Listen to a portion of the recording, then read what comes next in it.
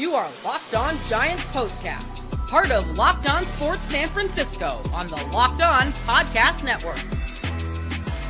Your team every day.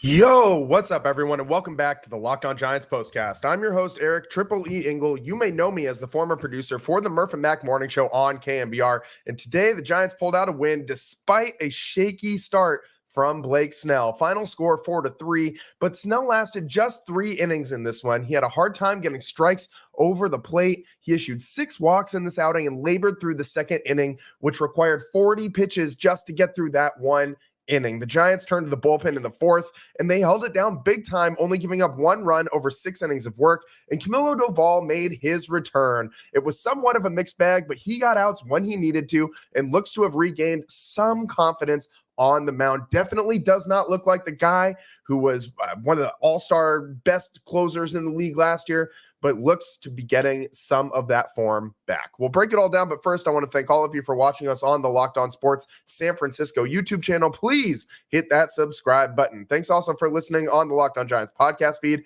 However you're getting the show, we appreciate it. Make sure to check out the Locked On Giants Daily Show for more in-depth coverage. Ben Kaspick does a great job. Today's show is brought to you by SupplyHouse.com. SupplyHouse.com is the reliable way to get parts fast. Shop for your next plumbing, h-vac, or electrical job and get fast shipping from coast to coast at SupplyHouse.com. As I said, Giants kind of got out to a decent start despite Blake Snell's shakiness on the mound. I mean, the offense was okay today. I mean, they generated 4 runs, had a lot of hits in this one, collected 11 hits, but again, with runners in scoring position, situational at-bats were really bad. 2 for 13 in those instances. But early in this one, in the top of the first, the Giants did get a run with some productive outs. So after Fitzgerald led off with a single, Ramos gets hit by a pitch, and Conforto walks to load the bases with 1 out. Matt Chapman hits one down the left field line, and this one looked like it was headed for a double. I mean, probably a bases clearing double if that one kicks by a Rosarena, maybe even more for Chapman because Rosarena lays out full Superman to try and make this grab, and he does. Looked a little banged up on the play, but stayed in the game.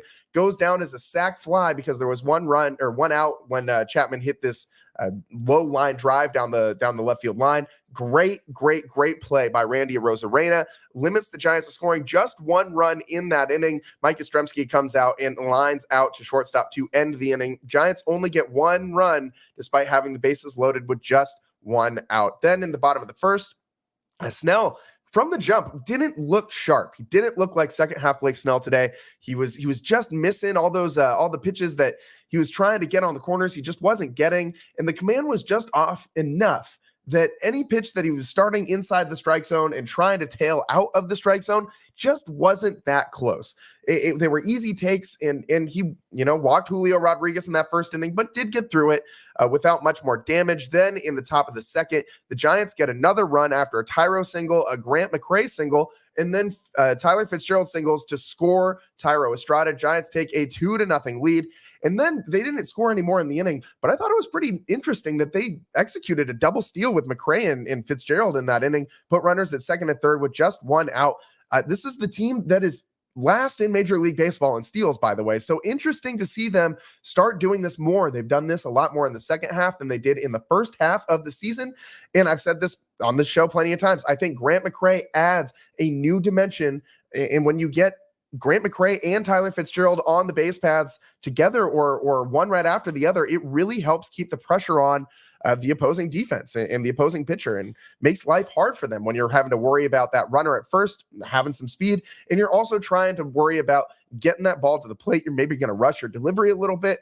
So this speed can definitely affect things in a lot more ways than just stealing bases. I think Grant McCray adds that to this team. And Tyler Fitzgerald certainly is getting better at stealing bags as well. This is a guy who has top tier speed, elite level speed in all of Major League Baseball. And he just doesn't have that many stolen bases to match the type of wheels that he's got. So the Giants obviously are having Fitzgerald look for these situations more, and he's running, and he's been pretty good at stealing bags lately, been getting a lot better jumps as of late. So I do like this added dimension for the Giants offense, although they weren't able to score in that inning after that first run, despite having runners at second and third with one out.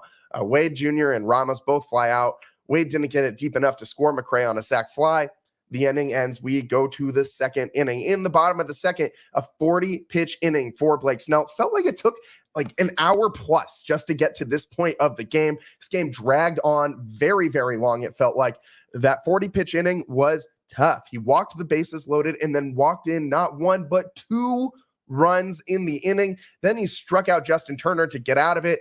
It was just a really, really, really weird inning for Snell. He looked, beleaguered out there. Like his demeanor was not good. He's hanging his head. He's clearly frustrated. He looked like he was gassed, man. It's a cold day up there in Seattle. Don't tell that to Blake Snell, because that dude looked like he just jumped out of a pool. He was sweating so much. He did get out of that inning. Then in the top of the third, the Giants had another opportunity to get a runner in scoring position with less than 2 outs with Chapman at second base after Mike Yastrzemski single. Chapman singled to earlier in the inning, but then two lineouts, Tyro and McRae both line out. Don't advance the runner, don't get a run in. They gotta be better at small ball execution. The Giants just don't even seem like they're trying in a lot of these situations to play small ball. They're just up there free swinging.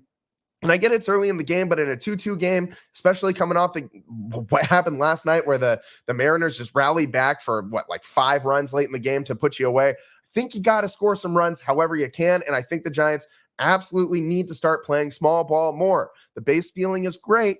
Now we just got to get some productive outs, maybe someone who knows how to lay down a bunt or two, and just keep playing small ball, man, because this team living and dying by the home run is not going to get you where you want to go. We've seen that this season. It's been on display. Please, for the love of God, learn how to have better situational at-bats. Then in the bottom of the third, Snell comes in and completely flipped the switch. This guy looked like a new man, born again. First 2 innings were first half Blake Snell. Third inning was second half Blake Snell. This guy, 1, 2, 3, completely flipped the switch and looked like the guy that he's been in his last few starts. Truly one of his most dominant innings. He struck out a Rosarena and Haniger, got Polanco to ground out on a jam shot. And go into your fridge right now, pull out your jar of jam, look at it, and that is less jam than Polanco got jammed on this play. That I've never seen a guy get jammed so badly without breaking his bat. That was just, Polanco didn't even really run down first base. I'm assuming that must have hurt like hell coming off the hands. I would almost rather strike out in that situation if I'm Polanco, just because that was just such a terrible hit. I don't even know how you, that's one of those where you're looking at the bat as you're going back to the dugout and you're like, I'm not using this one next time. I'm grabbing the other one. So a nice inning for Snell, but after that 40-pitch second inning, he was truly gassed. You have more than a couple 20-plus pitch innings, and your stamina goes down really quick as a pitcher. Go higher than 30 pitches in one inning, and you are almost guaranteed to be, maybe you got one more inning left in you, but you're pretty much done for the day after you throw 40 pitches in one inning. Takes a lot out of you to be on the mound for that long, throwing that many pitches. Snell's final line, he threw 74 pitches, 42 of them were strikes. So a little bit better than Hayden Birdsong the other night as far as the balls and strikes go. But this felt very, very, very similar to Hayden Birdsong's start when he just couldn't find the strike zone either. So Snell, for his final slash line, goes 3 innings, doesn't give up a hit, but still gives up 2 runs, walked 6 guys, 5 strikeouts for Snell as well.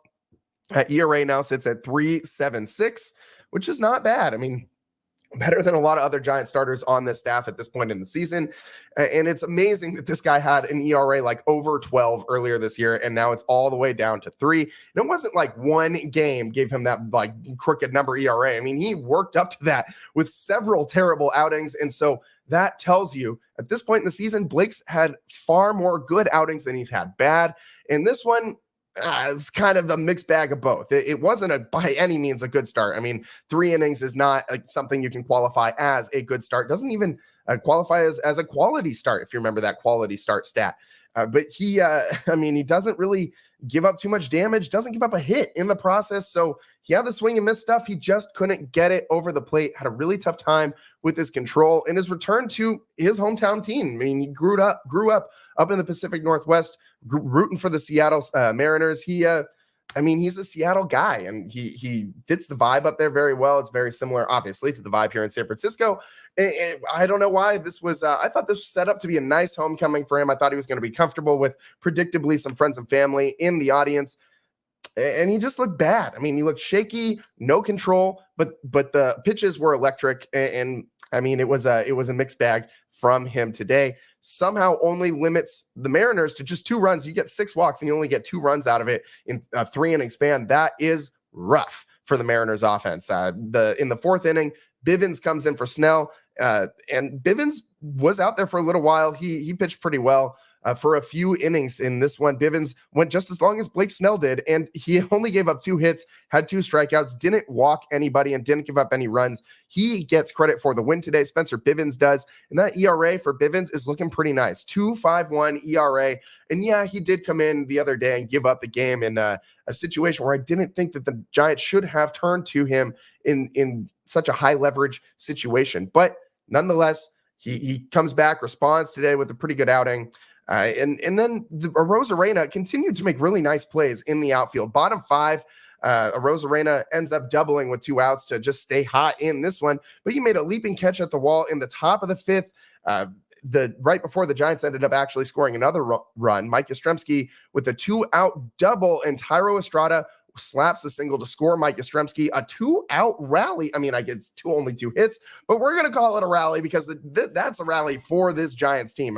That's a big deal, asking them to score a run with 2 outs on something other than a solo home run. That's something that this team seems to not be able to do. They do it here. Gives the Giants a 3-2 lead. Then in the bottom of the 5th, that's when Arozarena smacked that double with 2 outs, but Bivens got out of it. Then after Spencer Bivens was done, in comes Jordan Hicks. He only lasts 2/3 of an inning, can't get out of it, ends up loading the bases, walks a couple guys, almost got out of it without a run, but Arozarena smacks a ground ball to short. The Giants try to roll 2. Arozarena's called out at first on the field. They got the guy at second clearly, but it was a bang play over at first base. And on replay review, he is ruled safe. Therefore, the run from third is able to score, and the Mariners tie the game back up at 3 runs apiece. So the Giants, before that happened, Mike Yastrzemski in the prior frame smacked a solo home run. So the Giants were up 4-2, brought the Mariners within just 1 run. It was the 10th home run of the season for Yaz. Just only 3 parks that would have been a home run in all of baseball. T-Mobile Park up in Seattle, obviously, and Yankee Stadium and Minute Maid Park. Anywhere else, that ball would not have gone out there in the top of the 7th. Then Hicks came in the bottom of the 7th. That's when he gave up that run on the overturned double play call. Then in comes Camilo Doval, makes his triumphant return from AAA. He had a decent stretch down there. He had a couple appearances. His last 3 appearances in AAA went very well. Didn't give up a run.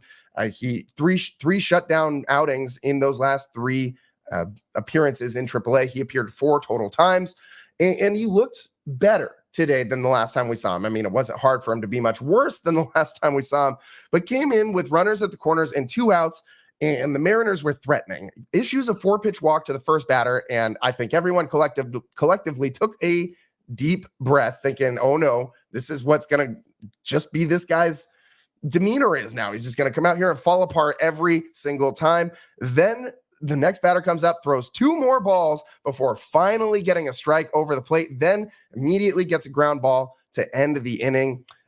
Giants didn't score at all later at the end of this game, but Doval comes back out in the bottom of the 8th, gets the leadoff batter to fly out on a deep fly ball to right field, then strikes out Cal Raleigh on a high cheddar fastball, got big dumper swinging there, and that looked like the Camilo Doval of old to me in that strikeout. Then next batter comes up facing the number 9 hitter, Rivas, works another full count, but ends up striking him out. Ending that inning with back-to-back strikeouts was a big moment for Camilo Doval. This will do a lot for this guy's confidence. We know that he's got the stuff. That is not the question. Camilo Doval is absolutely talented enough to be one of the best closers in Major League Baseball. It's all mental. It's all right here in the head with Camilo. He's got to do a better job at keeping himself calm, keeping himself, locked in on these games and not getting too down on himself. You can see the emotion all over his face. And that's something that we didn't see a lot from him early in his career. Tranquilo Camilo, he looked super calm most of the time. It's almost like you can see the storm brewing now when you're looking at him out there on the hill. Ryan Walker comes in for the 9th inning. I thought he was going to be unavailable today. Thought he was absolutely not going to pitch based on how much he's been out recently. He pitched 2 innings the other day.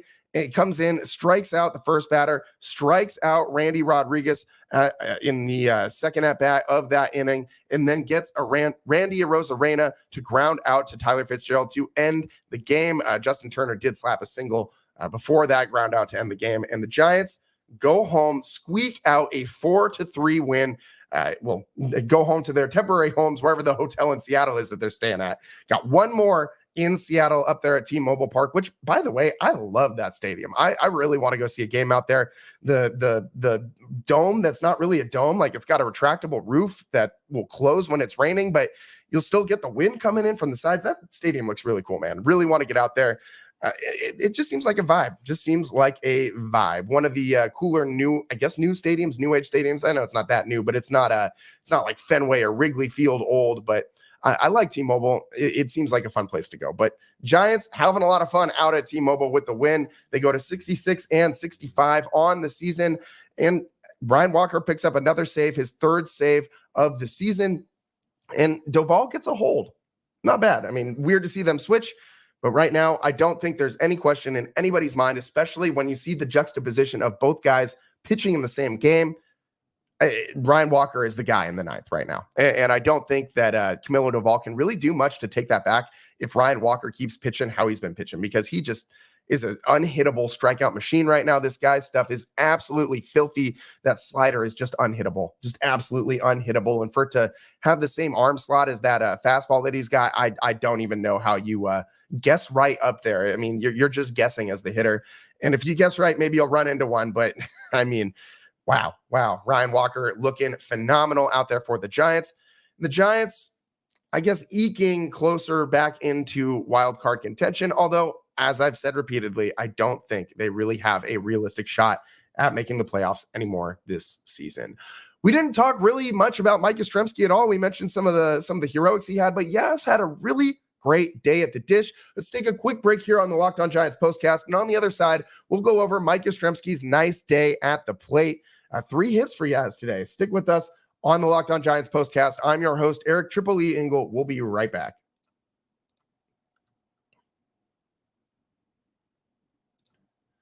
Today's show is sponsored by Liquid IV. When you're taking in America's pastime, don't forget to hydrate with Liquid IV's Popsicle Firecracker flavor, a surefire summer hit. Get hydrated with electrolytes, essential vitamins, and clinically tested nutrients from the #1 powdered hydration brand in America, because baseball and summer go together like Liquid IV and indulgent hydration. I live an active lifestyle, from concerts to rec league sports to backpacking trips in the summer and snowboarding trips in the winter. I'm an active guy, and I need to make sure I stay hydrated. Liquid IV never lets me down. It's super convenient and always tastes great. Liquid IV is more than just a drink. It's a science-backed way to hydrate better. Tear poorer and live more. One stick plus 16 ounces of water hydrates than just water alone. Powered by LIV Hydroscience, an optimized ratio of electrolytes, essential vitamins, and clinically tested nutrients that turn ordinary water into extraordinary hydration. 3 times the electrolytes of the leading sports drink, 8 essential vitamins and nutrients, always non-GMO, vegan, gluten-free, dairy-free, and soy-free. So, no more thirsty summers when you indulge in hydration with Liquid IV. Get 20% off your first order of Liquid IV when you go to liquidiv.com and use code MLB at checkout. It's 20% off your first order when you shop Better Hydration today using promo code MLB at liquidiv.com. And today's show is also sponsored by SupplyHouse.com. Get supplies from the site that's made for the skilled trades, SupplyHouse.com. SupplyHouse.com is the reliable way to order plumbing, HVAC, and electrical products online. Their easy-to-use website is jam-packed with helpful resources and the latest product info to help you get the job done right.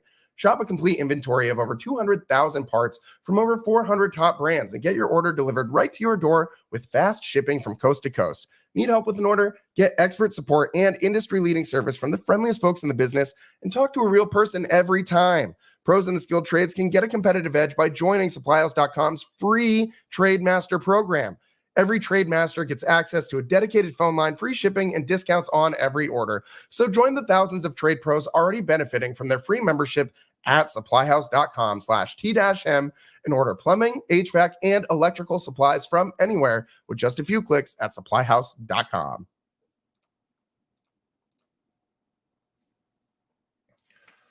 Welcome back to the Locked On Giants postcast. I'm your host, Eric Triple E Engel. And today the Giants with a 4-3 win over the Mariners out there in Seattle. And it was a rough day by the starting pitching by Blake Snell. Rocky day. Shocked he didn't give up more than 2 runs in his 3 innings with his 6 walks. But the Giants are able to do enough at the dish to get a win here. I don't know if I can qualify this as a good day at the dish because they left 11 runners on base and went just 2 for 13 with runners in scoring position. That's not very good. But Mike Yastrzemski he was doing the most down in the 6th hole for the Giants today. He had 5 at-bats, scored 2 runs, had 3 hits, and had an RBI as well. He had that key 2-out double before Thairo Estrada singled to score him. He also had a very important solo home run. Without both of these plays, the Giants lose this game. Mike Yastrzemski also laid down a bunt for a single in this one. It was kind of inconsequential, but as long as we're ripping the Giants for not being able to do small ball stuff, I think we got to acknowledge it when it happens. Mike Yastrzemski, the other day we saw him try and lay down a bunt and pop up in foul ground and fly out to the catcher while trying to lay down a bunt. That's not what you want to do. Here, he lays the bunt down. It was a good enough bunt that he bunted himself on board. It was a single. He was just trying to get the runner advanced on the play, but it ends up being a base hit for Mike Yastrzemski. Those 3 hits was a triple shy of the cycle. One of those hits being an infield single. So a good day at the dish for Yaz. He's batting .242 this season.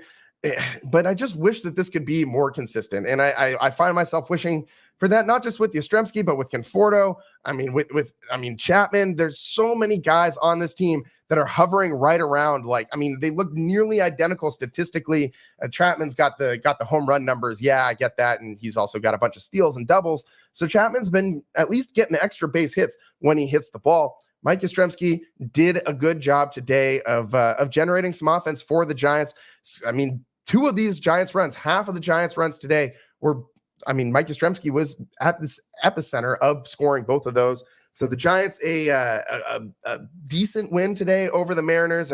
You squeak out a 4-3 win. Would have really been nice to come up with just 1 or 2 more hits with runners in scoring position, but they were completely unable to do that. This team is just tough to watch. It's frustrating. And I feel like I say the same thing on all of these shows. Even when they win, it's still like I'm leaving this game feeling frustrated. It's like there's so much more meat on the bone for this Giants team. When you leave this many runners on base, when you have this many opportunities to score, and you continuously come up short, even when you eke out a win, a 1-run win, it doesn't feel very good. It doesn't feel like this team won this game. It feels more like the Mariners lost it. And I want to feel like the Giants are winning games. I don't want to feel like they're like they need the other team to help them out to get a win. The Giants gave the Mariners 9 base runners for free today. 9 walks from the Giants today. The Mariners, they did the Giants a huge favor by striking out 12 times. And I know the Giants pitchers are obviously getting those strikeouts too. It's not like they're just, swinging at 70-mile-an-hour meatballs down the middle and intentionally swinging and missing. The Giants pitchers are out there trying to get outs. They weren't doing a very good job of it, though. If the Mariners had just stood there and not swung in a lot of these at-bats, they would have gotten even more free passes. To draw 9 walks and not score, more than just a couple runs off of these free base runners is a very tough way to lose for the Seattle Mariners. And again, it feels like the Mariners lost this game. It doesn't feel like the Giants won it. They got themselves into trouble constantly, despite the bullpen doing a decent job in today's game. I mean, they went 6 innings of work. They only gave up 1 run. It came from that Jordan Hicks inning where the Randy Arozarena ground ball that was originally ruled a double play on the field was overturned, and that run scored. It's frustrating. I just want to see this team win games. I want to see this team be good again. They have all the components of a good baseball team. You have a great starting pitching staff. The bullpen has been just so dominant in this month of August. I mean, one of the best bullpens in the entire league. They're 8th in ERA for the month of August. That's probably going to go down after what they did today.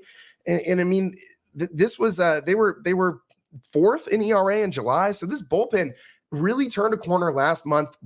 Go figure. It was when they stopped having to throw a bullpen game every 3 days. And they've been playing a lot better. But today they do a good enough job to win. The offense, just enough runs to give the bullpen enough of a breathing room so that 1 run was they gave him 1 insurance run, and that was essential. That Mike Yastrzemski solo shot ended up being a huge moment of this game. And just think, if the Giants were playing at home, this might have gone entirely different, because that Mike Yastrzemski home run would not have been a home run at Oracle Park. So the Giants get a little lucky with the little short porch that they got out there in T-Mobile Park. And Mike Yastrzemski's line drive, his 346-foot home run, ends up being a bomb. And it's the difference in this one as the Giants win 4-3. We got to take a quick break here.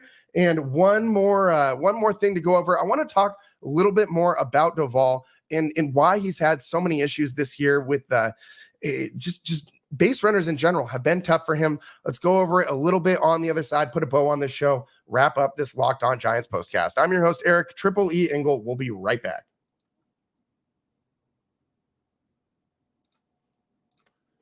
And today's show is sponsored by TonaI. When life gets busy, fitting in a workout can be stressful. With TonaI, you can get efficient workouts personalized just for you, and they're available with any amount of time that you have. TonaI is the world's smartest and most effective strength training program that helps you get stronger. Powered by AI, TonaI learns with every rep, so it can deliver workouts personalized just for you. TonaI learns from your movements and provides suggested weight recommendations for every move, with detailed progress reports even. They create personalized programs and workout suggestions or recommendations based on your individual goals. It's like having a personal trainer at home with you, as TonaI will optimize every single workout just for you.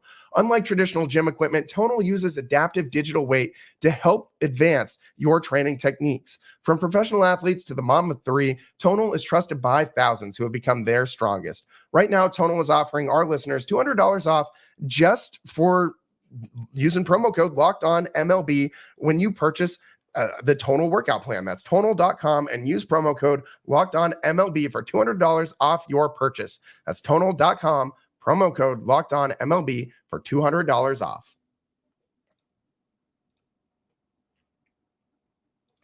Welcome back to the Locked On Giants postcast. I'm your host, Eric Triple E Engel, and today the Giants 4-3 win over the Seattle Mariners. Doesn't really feel as much like a Giants win as much as it feels like they escaped this one and the Mariners beat themselves. The untimely strikeouts for the Mariners, where all they needed were just to get some productive outs and feel very Giants-y on the Seattle Mariners offense today. It was just a battle of who was gonna, screw this up the least with runners in scoring position. The Giants were able to screw it up the least, because the Mariners didn't get any hits with runners in scoring position today, 0-for-5, and they left 10 runners on base. So neither team was really good in these situations. Giants ended up being just good enough to win this game. Huge story today coming out of this one, though, was Camilo Doval. His big return. This guy has been a head case all season long after coming out last season and just having one of the best seasons that we've seen a Giants closer have in quite some time. I mean, harken back to the days of Sergio Romo and Brian Wilson. And I mean, if you want to go back even further, like Rob Nen, but more recently, he's looked like a different Giants closer. He's looked like Armando Benitez out there. And if you guys remember Armando Benitez like I do, this man haunted my childhood with how awful he was on that mound. And he had great stuff too, just a massive head case who couldn't throw strikes sometimes. And Duvall seems to be like he has a little bit of that Armando Benitez gene in him, which is just the last statement I think every Giants fan wants to hear. But if he can manage to somehow get these walks under control, he will be so much better as a pitcher. I mean, some of these misses are just not close. He's in the bottom 2% in walk rate in for all pitchers in Major League Baseball. He's giving up walks at a 14.3% rate. I mean, that's way too high, way too high. And today, you saw him come out, issue a 4-pitch walk to that first batter. Second batter throws 2 balls that aren't close before he finally gets one over the plate for a strike. I think he's got to stop trying to be so perfect. I think he's got to stop trying to make the perfect pitch, and he's just got to get his stuff over the plate. He can give up some hard contact. Yeah, I mean, he loves that high fastball, and when guys catch up to it, it'll sail, especially when he's got a 100+ mile an hour fastball that he's serving up out there. And when he hangs a slider, that thing can sail on him too. I mean, that slider is also pretty quick, 90+ miles an hour with that slider. So when it comes in just hanging, it's a meatball. It's basically on a tee right there. And with that pitch velocity, it's going to jump off that bat a little bit faster, go a little bit further. He's going to give up some hard contact, but he's going to miss bats a lot more than he's going to hit them. So I need Camilo Doval to stop trying to make the perfect pitch. I need him to just go out there and throw. I just need him to go out there and be Camilo Doval. Like, this guy has never really been like the most accurate dude. Like, you're just afraid of where he's going to throw the ball, because that cutter high and in to lefties especially. I mean, I don't know how you hit that pitch when he's got that working. That slider to righties, when that thing is on, it just disappears, falls off the table. And the fastball is really hard to catch up. It's 100+ miles an hour. I mean, today's baseball, hitters are adapted for that, but it's still really tough to hit. It's not like it's an easy task for hitters. That's why you see all these closers that can throw 100+. I mean, look at Ben Joyce down in Anaheim. That guy's been crazy to watch with the 105 mile an hour heaters, and like Mason Miller over in Oakland. Too bad both of these guys are on really terrible teams, and we don't get to see them in the roles that we should be seeing them in. Camilo Doval, I don't think he's going to regain this closer role for the Giants. I really don't. But he could be the best setup man in all of baseball. And with the way that Ryan Walker's pitching in the 9th inning right now, this back end of the rotation of the bullpen could be, I mean, top tier in all of baseball. All these really nice components, yet the Giants still find themselves outside of this playoff race. I mean, the Braves, I'm looking right now, are losing to the Washington Nationals. They're trailing as at the time that we're recording this podcast. It's what time is it right now? It's 5:00 on Saturday. So as of right now, the Braves are trailing by 2 runs. You need the Braves to completely collapse, though, if you're going to want to overtake them. It's not just going to be 1 or 2 losses to that are kind of surprising losses to bad teams. You're going to need this team to entirely collapse. You're also going to need to somehow pass the Mets, and you're going to need to hold off the Cardinals and the Reds and all these other teams that are catching up to the Giants as well. The Cubs in the mix too. I just don't see a path for the Giants to get to the playoffs. They play a lot of really good baseball teams going down the stretch. They don't play any team below 500 except for the Mariners. And I don't know if the Cardinals are currently at 500 right now, or what their exact record is. I know they're sitting right around it. They're currently losing to the Twins. The Cardinals are 4-0. So they are in the bottom of the 3rd. So they're right there with the Giants. I mean, both of these teams seem very, very, very flawed.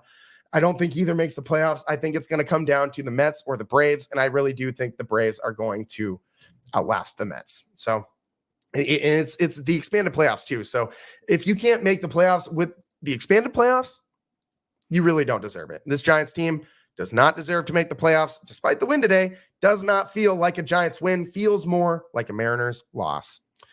With that, that's all the time that we got for you guys today. Thanks for making us your first listen of the day following this Giants game. And for your second listen, make sure you tune in to the Locked On Giants Daily Show. Ben Kaspick does a great job breaking down all the news and numbers you need to know. Ben is way smarter than man. All the numbers that guy knows and all the data and stuff. Like I am not that smart. I have my degree in words, not numbers. I'm shocked I have a degree at all. But numbers aren't my thing. So if you're looking for a little bit, more intellectual breakdown, Ben's your guy. So make sure you're checking out the Locked On Giants daily show for more in-depth coverage. Thanks for tuning in today. Giants with a 4-3 win over the Mariners. It's all the time that we got for you guys. Thanks for joining. I'm your host, Eric Triple E Engel. We'll see you next time. Peace.